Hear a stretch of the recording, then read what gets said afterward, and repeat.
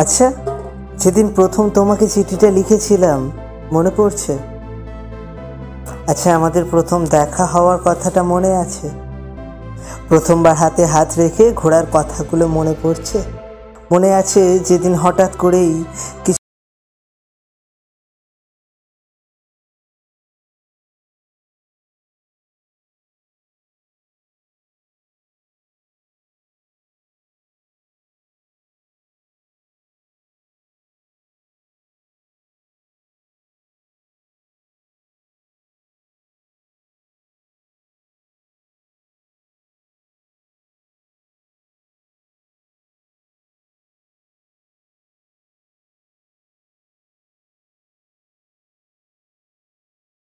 বিচ্ছেদ, হাসি, কান্না, যন্ত্রণা, অবহেলা, এই সব কিছু দিয়েই তো তৈরি হয় অনুভূতির সম্পর্কগুলো।